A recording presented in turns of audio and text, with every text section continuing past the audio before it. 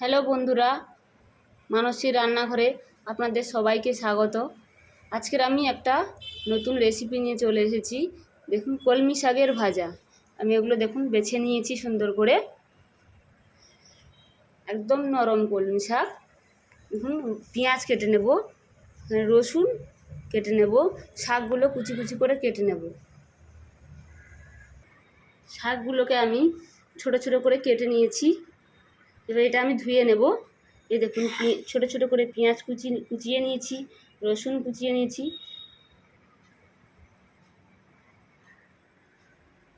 দেখুন, কড়াই গরম হয়ে গেছে, আমি তেল দিয়ে দেব।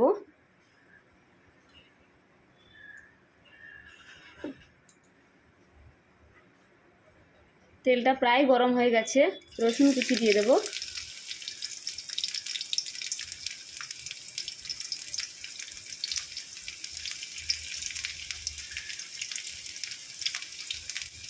রসুনটা লাল লাল করে ভাজবো।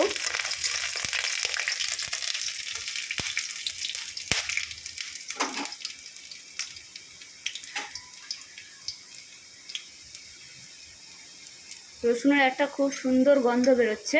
পেঁয়াজ দিয়ে দেব। দেখুন, রসুনটাও লাল লাল করে ভাজা হয়ে গেছে।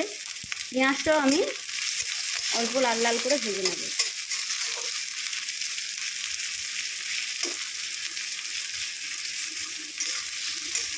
রসুন আর পেঁয়াজ থেকে খুব সুন্দর গন্ধ বেরোচ্ছে।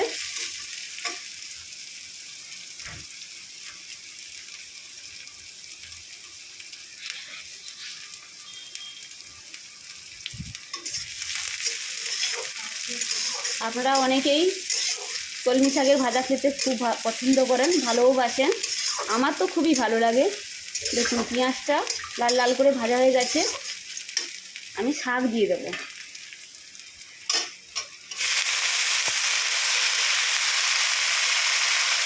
শাকটা দিয়ে দিলাম, দিয়ে একটু নাড়াচাড়া করে নেব।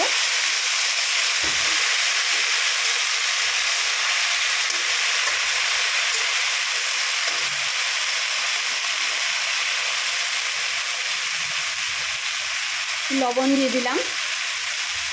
আগে বেশি লবণ দেবেন না, খেতে ভালো লাগবে না।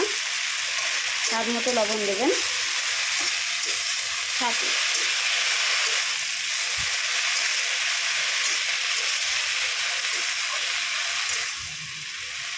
লবণটা দিয়ে আমি একটু নাড়াচাড়া করে নিলাম।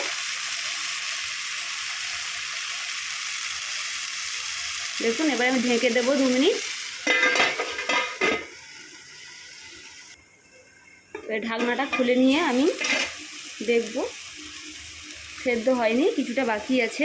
একটু হলুদ দিয়ে দিলাম। হলুদ দিয়ে আরেকবার একটু নাড়াচাড়া করে নিলাম।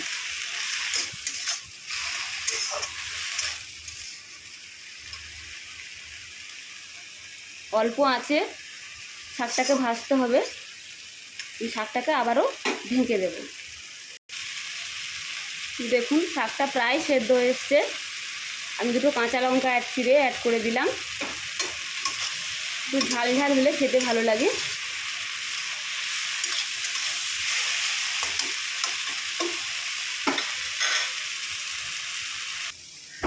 দেখুন, শাকটা ভাজা ভাজা হয়ে গেছে।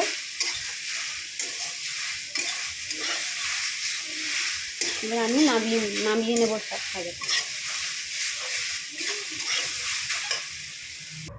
দেখুন, আমি নামিয়ে নিয়েছি। আমার এই রেসিপিটা যদি আপনাদের ভালো লেগে থাকে, প্লিজ লাইক, কমেন্ট, শেয়ার অবশ্যই করবেন। একবার ট্রাই করে দেখবেন, খেতে খুব সুন্দর লাগবে।